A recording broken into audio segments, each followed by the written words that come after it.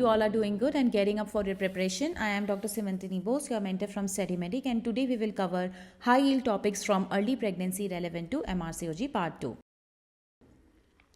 Starting with a quote, time is non-refundable, spend it wisely.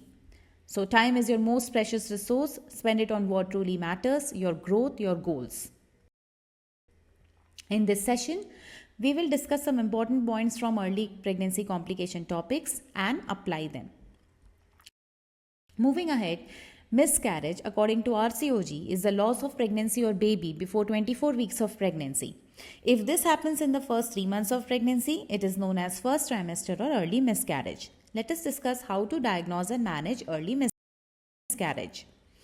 According to NICE guidelines, while diagnosing miscarriage, do not use last menstrual period alone to determine gestational age or viability. So what we need to do? Arrange a transvaginal or transabdominal ultrasound scan, whatever is feasible. When performing an ultrasound scan, first we will pinpoint where is the fetal heartbeat to check for the viability. If fetal heartbeat is absent, then we will go and look for whether there is presence of fetal pole or not and measure the CRL. If if cannot be measured, that is the fetal pole is also absent, then measure the mean gestational sac diameter. So if you are doing a transvaginal ultrasound and there is no heartbeat and you are only seeing a fetal pole, measure CRL, and if it comes out to be less than 7 mm, then request patient to come after 1 week or later to give a diagnosis of whether there is a miscarriage or not. If the CRL is more than or equal to 7 mm, then immediately seek a second opinion and call the patient again after 1 week. If fetal pole is not visible and you are measuring a mean gestational sac diameter, then if MSD is less than 25 mm, then again request the patient to come after 7 days to diagnose the miscarriage. If it is more than 25 mm, then immediately seek a second opinion and repeat a scan after a week. In cases of transabdominal ultrasound, the measurements of CRL and mean gestational sac would remain the same, but the scan needs to be repeated after 14 days. So this is a very important topic for EMQ, that is service designed for early pregnancy management. Mostly how the referral system works, women can self-refer themselves in cases if they have a history of recurrent miscarriage, previous ectopic or molar pregnancy. Otherwise, all women would have to go through healthcare professional, either through primary care referral, that is general practitioner, midwife or nurse, or through a secondary care referral point, A&E or ward. After patient is assessed, we should see her outcome, whether she is stable. If she is stable, then via integrated clinical environment, that is ICE, they are referred to early pregnancy assessment unit services. If they are unstable, that is there is presence of peritoneal signs, adnexal tenderness, or there is significant pain, heavy bleeding, they need to be immediately managed in emergency ward and reviewed by SHO or registrar, and then finally they need to be informed to consultant. So what does an early pregnancy assessment service should have? A healthcare professional and staff who are competent to diagnose such conditions and also are trained in sensitive communication. And B, have ultrasound to locate pregnancy, both intra or extrauterine, as well as fetal pole and heartbeat. If transvaginal scan is unacceptable to women, or if there is a presence of fibroid or ovarian cyst, then consider a transabdominal ultrasound. Now I will explain a bit about triage for early pregnancy bleeding. For pregnancy less than 6 weeks, if a patient is presenting with mild pain or bleeding, then ask her to just monitor her symptoms and repeat urine pregnancy test in 7 to 10 days. If the pregnancy test comes out to be positive and symptoms are settled, then continue routine midwifery care. If it comes out to be negative, then it could be likely miscarriage, and then she has to contact GP or NHS 1111. If the pain persists and bleeding also persists, then she needs to return for definitive diagnosis.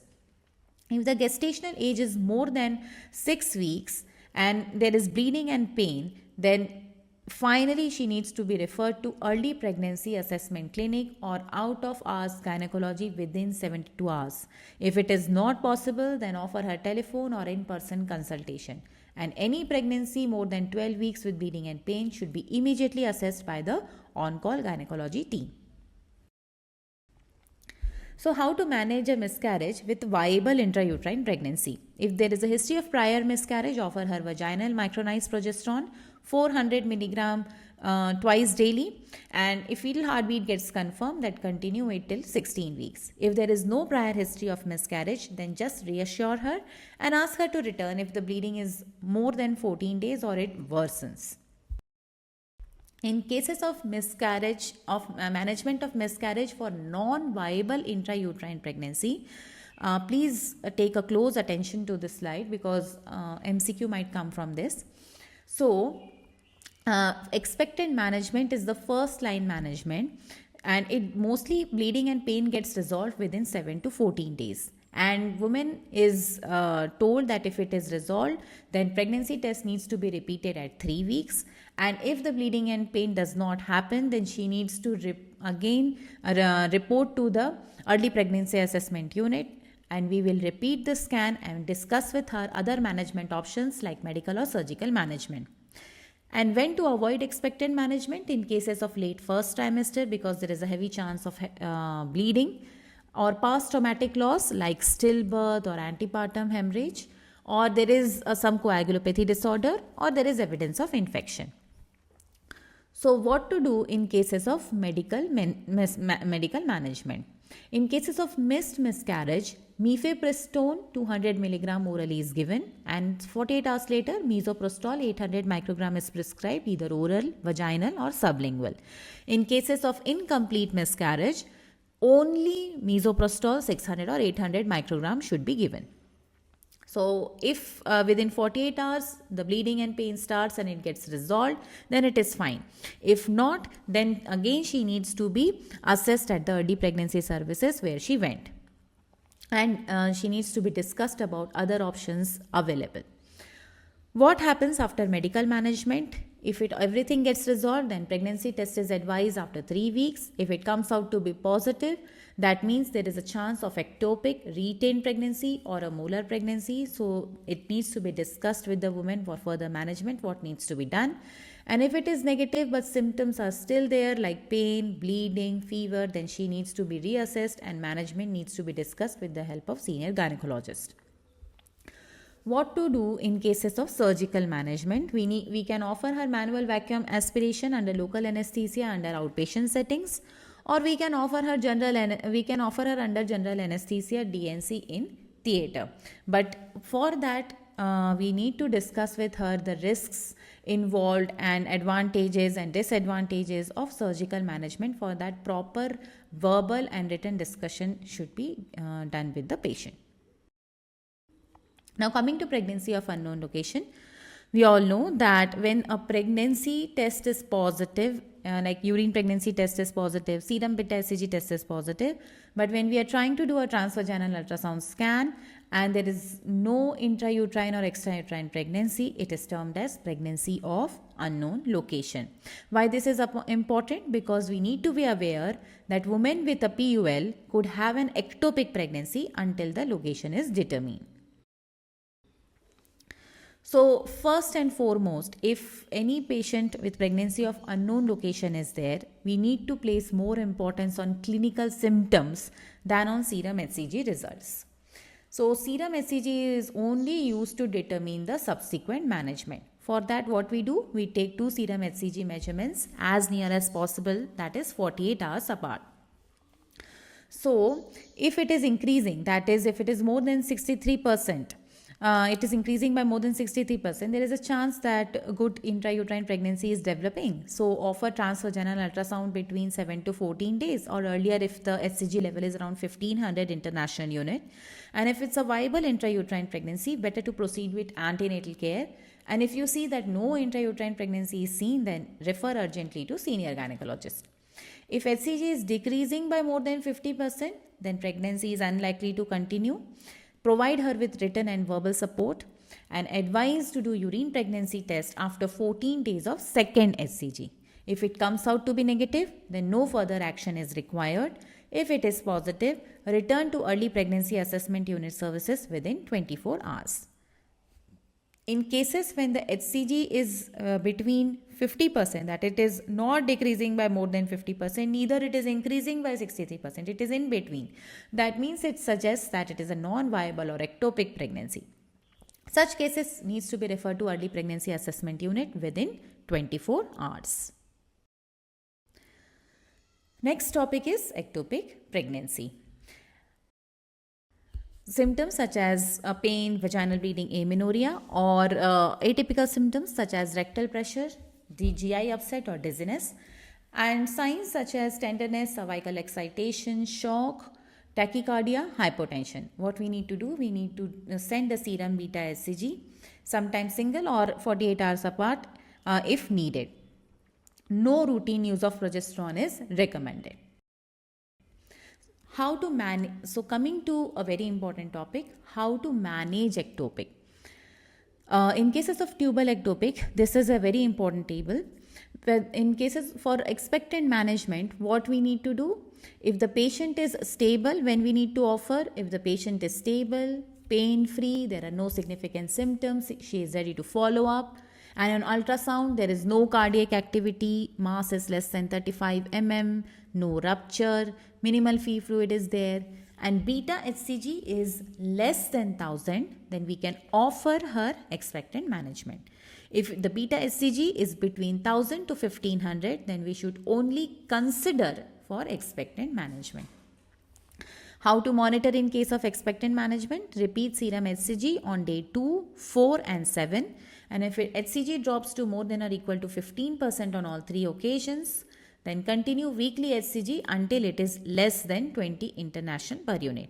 If you see that the drop is less than 15% on day 2, 4 and 7, and or if it is stable or if it is rising, then better to plan management or discuss with consultant. So when to offer systemic methotrexate? If the patient is stable, has minimal pain, there is no contraindications to methotrexate, she is able to follow up, and in ultrasound findings we will see that the mass is less than 35 mm, no cardiac activity is there, no rupture is there, and limited free fluid, and beta HCG is less than 1500. So we will offer her at 1500. But we will consider between 1500 to 5000. Best or ideal is between 1500 to 3000. Better to discuss with consultant. How to monitor? Beta HCG should be done on day 1, 4 and 7 weekly till it is less than 15 international per unit. If you see on day 4 that the beta HCG level has decreased by less than 15%, then better to consider for a second dose. If the decrease is more than or equal to 15% on day 4, then just repeat HCG on day 11. It is to be noted that success of systemic methotrexate is lower in cases of when the CRL is more than 10 mm or HCG is more than 10,000 international unit. Now, when to offer the patient surgical management? In all cases where she is not ready for expectant or medical management, if the beta HCG is more than 5000, if it is between 1500 to 5000 and she is not ready for methotrexate, if the patient is unstable, there are contraindications to methotrexate, ruptured ectopic is there, cardiac activity is there, large mass or significant hemoperitoneum is there on ultrasound findings, then we should go ahead and do laparoscopy or laparotomy, whatever is feasible. And post-operatively, beta HCG should be repeated. So let's just discuss quickly about methotrexate key points which are important for SBAs. Single dose 50 mg per meter square intramuscular is effective in cases of methotrexate. 15% may require second injection.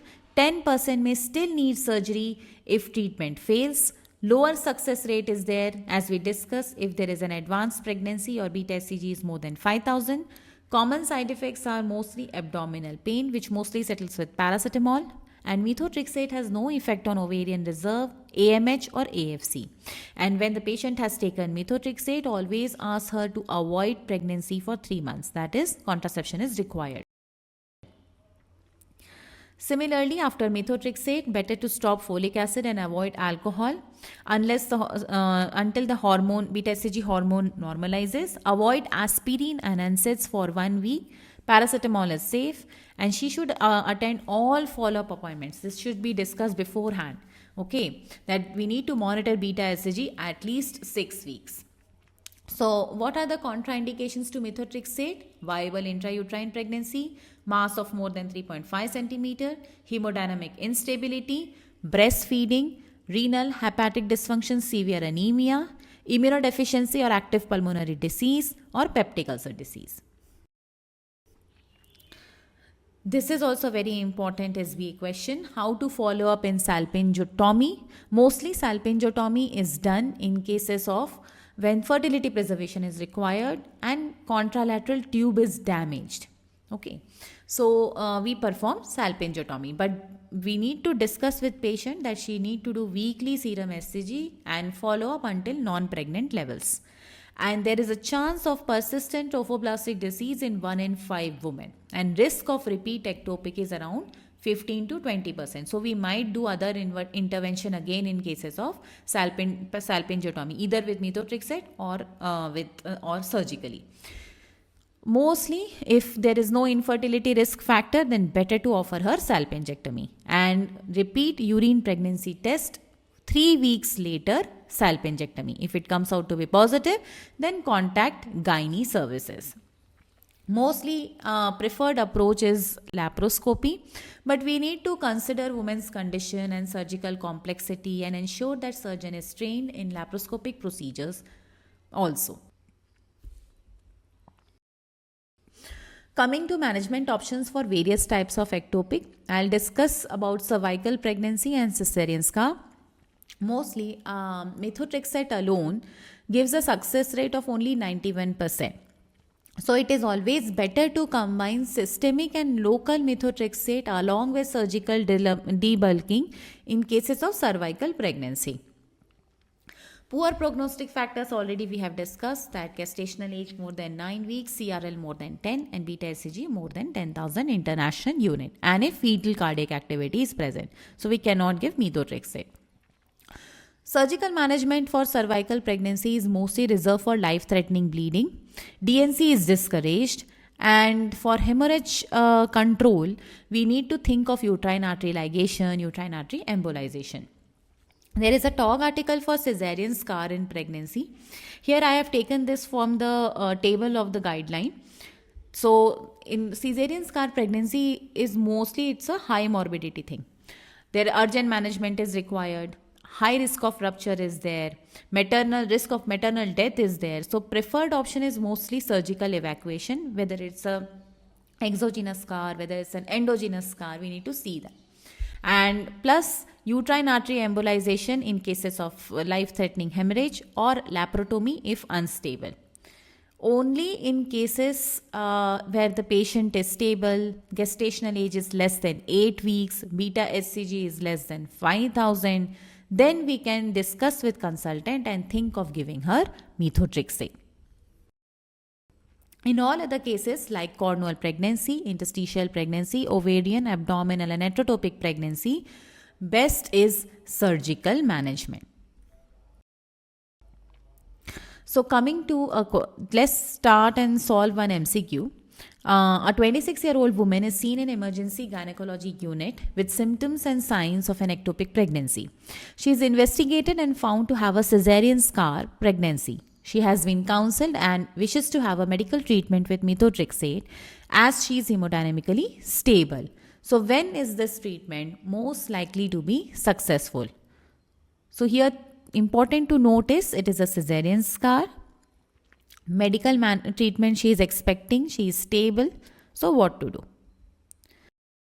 So according to this TOG article, it is written that pregnancy when it is less than 8 weeks and HCG level when it is less than 5,000 international unit, a systematic review for a systemic methotrexate was done, and it was found to be useful to give methotrexate in cases of cesarean scar stable, hemodynamically stable patient. Coming to our next topic, that is nausea, vomiting and hyperemesis gravidarum. This is according to the new GTG which was published in 2024. Nausea vomiting pregnancy is defined as symptom of nausea or vomiting during pregnancy when onset is prior to 16 weeks of gestation and when there are no other causes.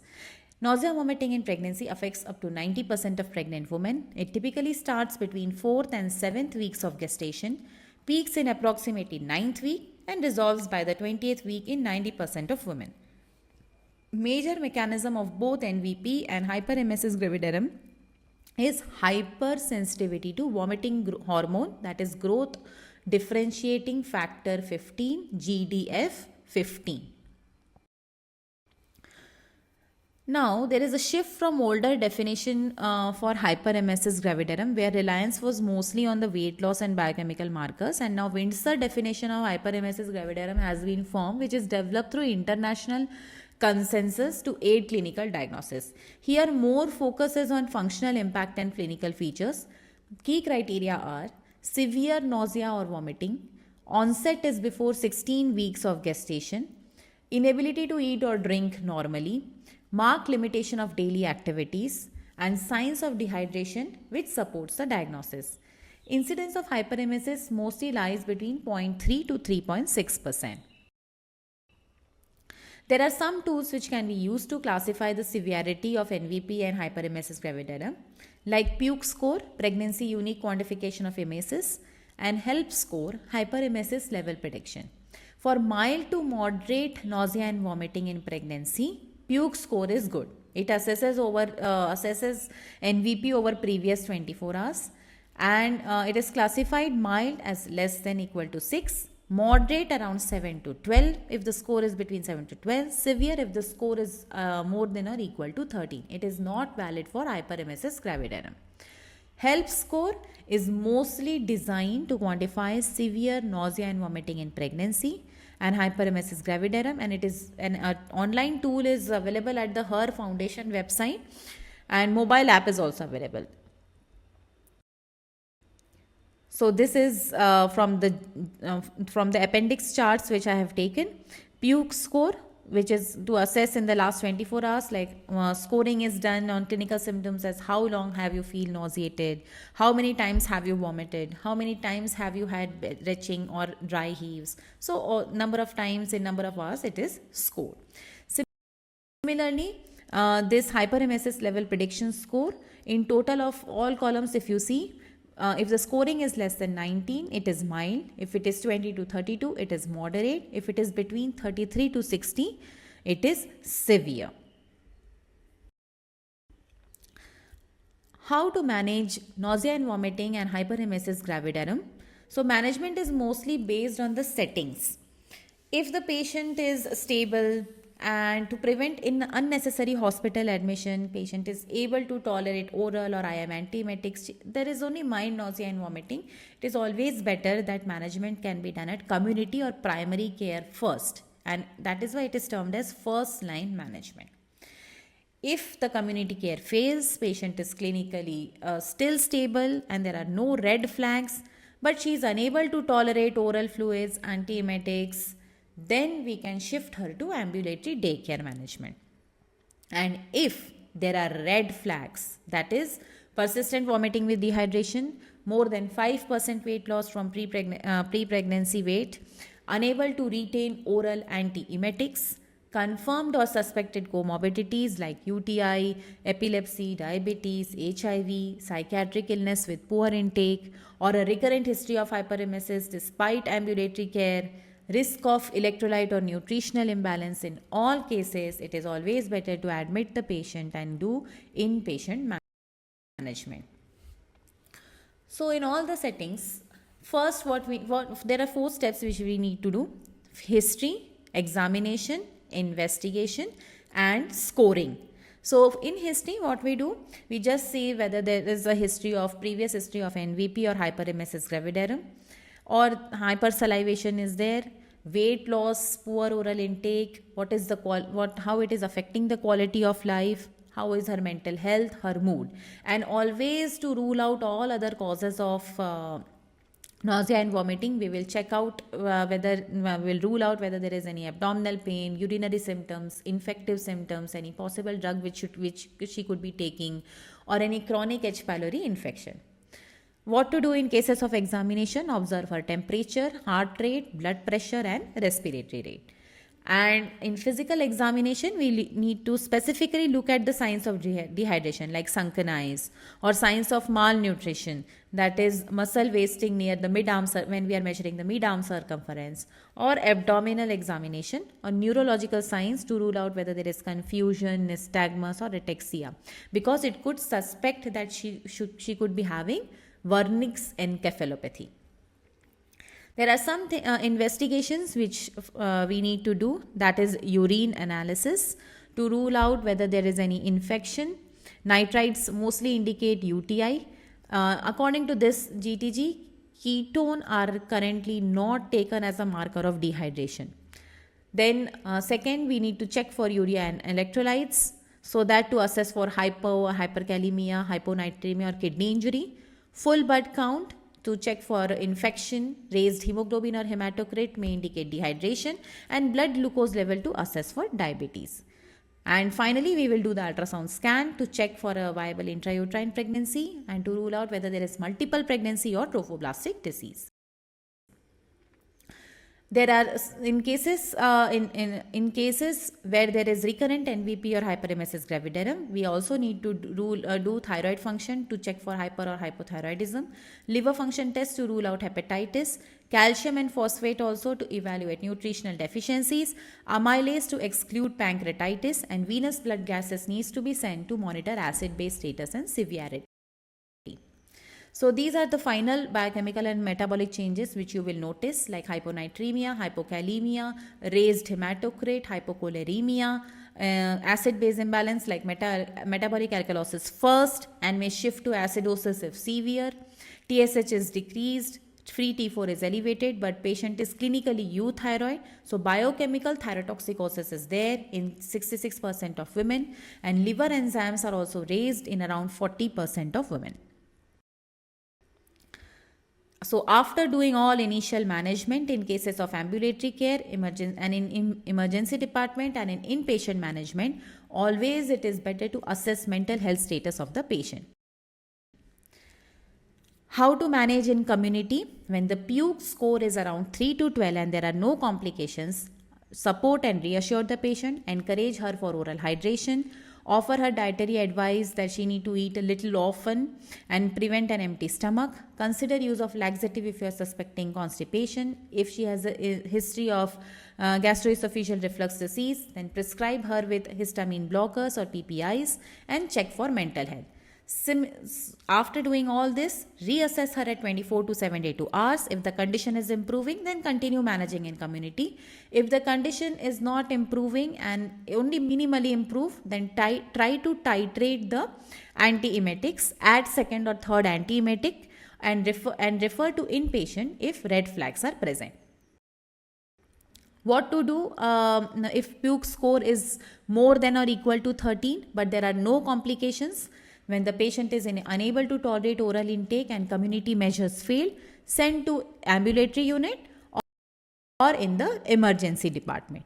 Now you prescribe her with antiemetics, whether IM or IV, and IV fluids, saline along with potassium chloride, and thiamine supplementation, either thiamine or Pabrinex. If you feel that there are any red flags, as we already discussed, then better to shift her to inpatient and manage accordingly. What we need to do here we need to give her antiemetics, IM or IV fluids as saline mixed with potassium chloride, and we need to daily monitor electrolytes. One important thing to note here is dextrose containing solutions may precipitate Wernicke's encephalopathy, so better to avoid it. Prescribe thiamine also. Prescribe venous thromboprophylaxis after assessing the VTE score. If GORD, then histamine receptor blockers and PPIs. As usual, undertake a mental health assessment, schedule a scan to confirm viability of pregnancy and rule out whether there is any trophoblastic disease or multiple pregnancy. If there is constipation, then prescribe laxatives and consider enteral or parenteral nutrition in cases where all other medical therapies have failed to sufficiently manage the symptoms. So first line drug for managing, or first line antiemetic, I would say, is only licensed drug in NVP is doxylamine plus pyridoxine, which is also known as trade name Zonvia. Other antihistamines which can be preferred as first line agents are promethazine and cyclizine. Second line agents which are better or superior and effective in moderate to severe nausea vomiting cases are ondansetron, but there is a very small increased risk of orofacial cleft, around 14 to per 10,000 births. In other thing is prokinetic agent known as metoclopramide. It is also equally effective, but there are side effects such as extrapyramidal risk and oculogyric crisis. If first line and second line management fails, then rescue therapy is done with the help of corticosteroids. That is in cases of refractory hyperemesis gravidarum. If standard fluids, antiemetics, everything is failing, then first we need to give her hydrocortisone, and then oral, and then need to taper to oral prednisolone if situation is good. Screen for gestational diabetes and blood pressure while giving her corticosteroids. After we have managed with antiemetics, it is important to note that antiemetics, mostly what we do is initially we select only a first line antiemetic. Then we use a combination of drugs in women who do not respond to a single antiemetic.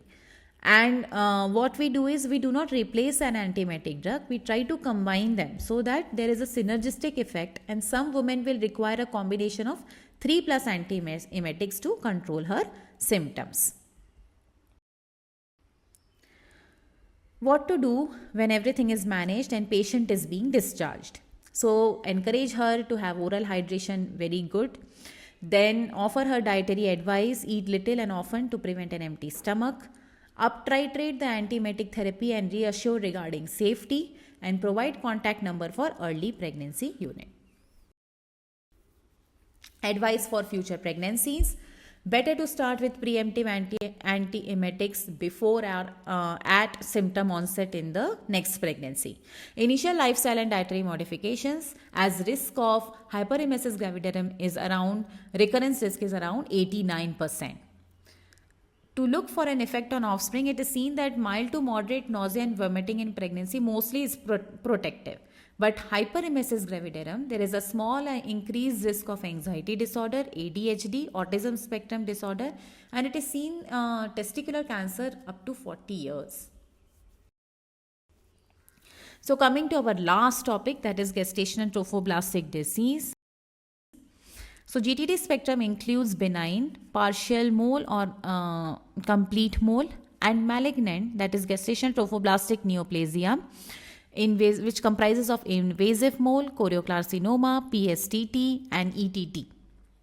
Incidence of GTD is mostly 1 in 714 births, but is increased in Asian ethnicity. It is around 1 in 387, and in extremes of age less than 15 years it is 1 in 500, but more than 50 years it is 1 in 8. And after a live birth, chances of GTN is 1 in 50,000 pregnancies, and when there is a history of previous molar pregnancy, there is a 10 times increased risk of having a GTD.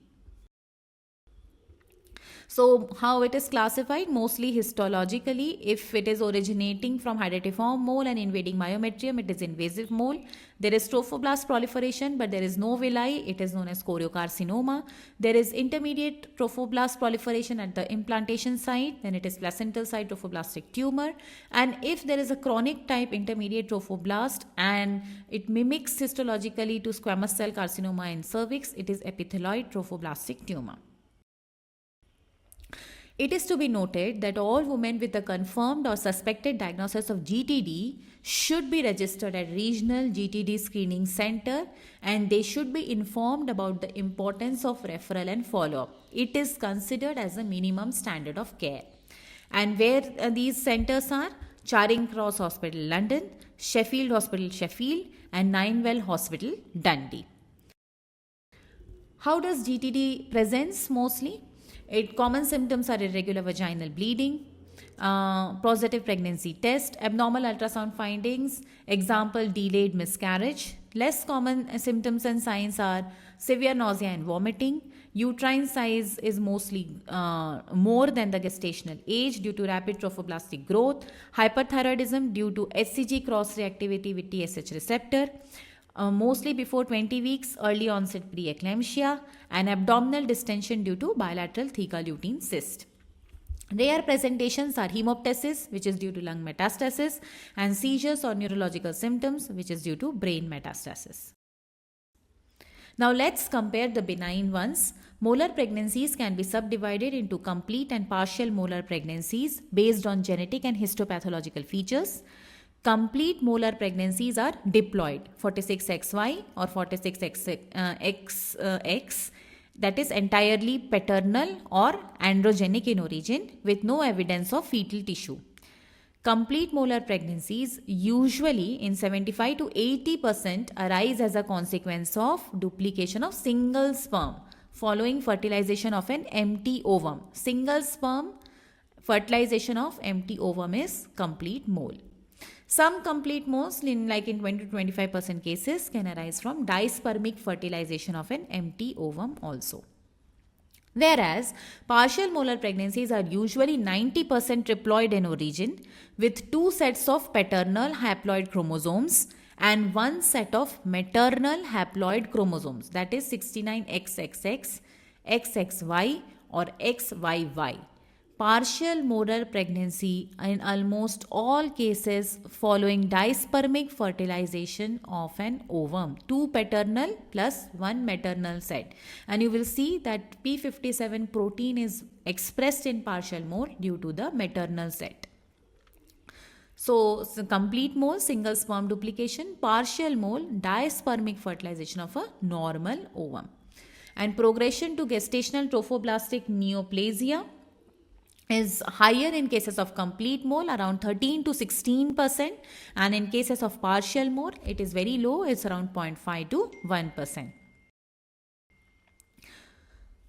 So how to diagnose molar pregnancy? We all know, like in ultrasound you will see grape-like vesicles and snowstorm appearance for complete mole, enlarged placenta in cystic areas, and no fetal pole in case of partial mole, and increased level of HCG, which is very much elevated, but histopathology is the gold standard. Here you will see villus swelling and trophoblastic proliferation, and it will give us a confirmed diagnosis of a gestational trophoblastic disease.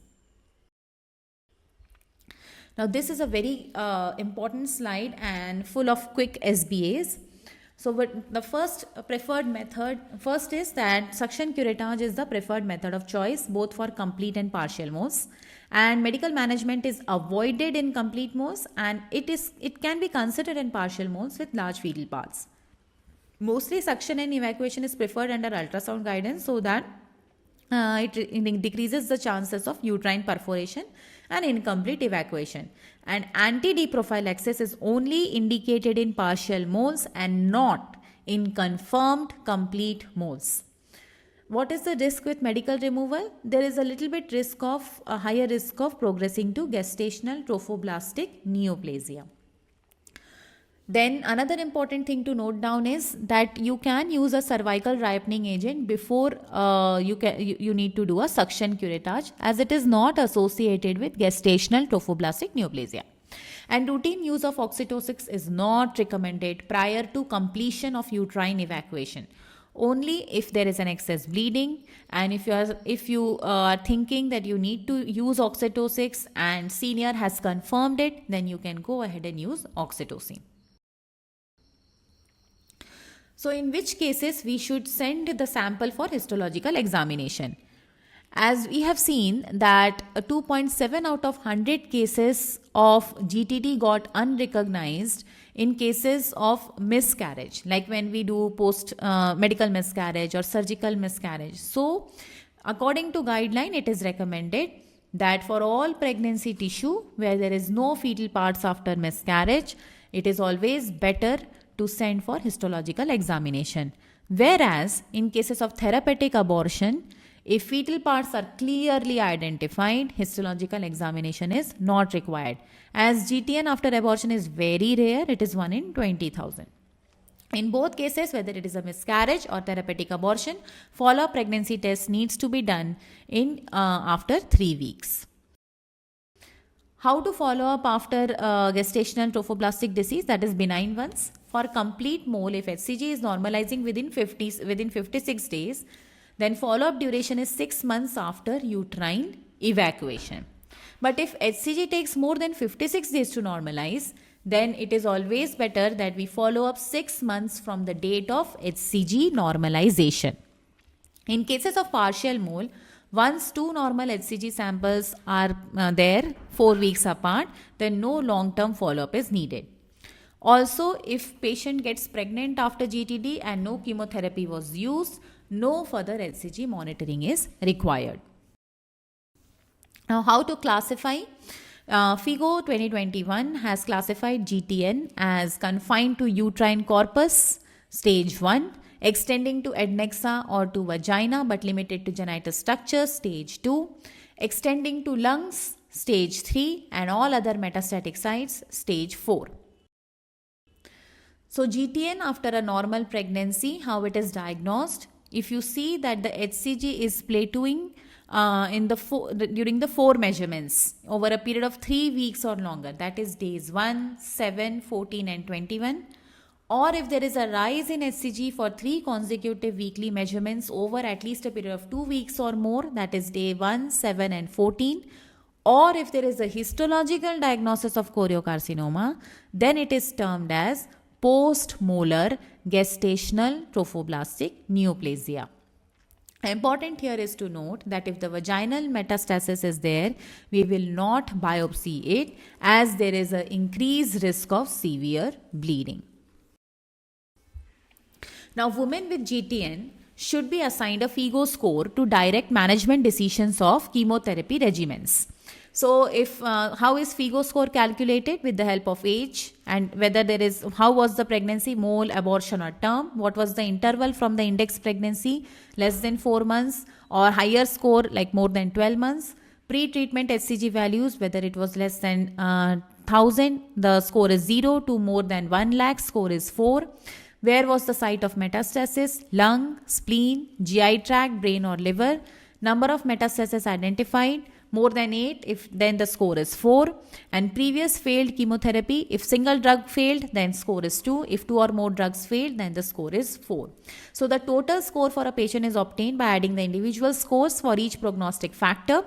Decision making is based on the risk score, whether to, what to choose, how to administer the chemotherapy. So low risk GTN is mostly score 0 to 6 and only single agent dose is required, that is methotrexate plus minus folinic acid or actinomycin D. Score more than or equal to 7 is termed as high risk GTN, that is 7 to 13. Then multi-agent chemotherapy, that is EMACO regimen is required.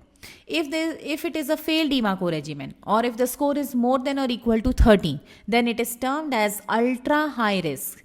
And in these cases, there is a risk of early death within 4 weeks and it just needs aggressive therapy. Induction chemo with etoposide and cisplatin before full dose, and we need to give her EMA or TE or TP high dose chemo. Important thing to note here is that PSTT and ETT is not scored with FIGO as they are chemo resistant, spreads through lymphatics, confined to uterus, and they have a poor prognosis. So they are mostly treated surgically, and if required chemo is given and not required, then not given. How to monitor and follow up the gestational trophoblastic neoplasia patients? If it was a low risk and was taking chemo, then HCG needs to be done in each cycle and continue for 3 consolidation cycles. If it was a high risk during chemo, then HCG needs to be done for each cycle and 6 weeks post normalization. And if there was a liver or brain metastasis, then 8 weeks post normalization.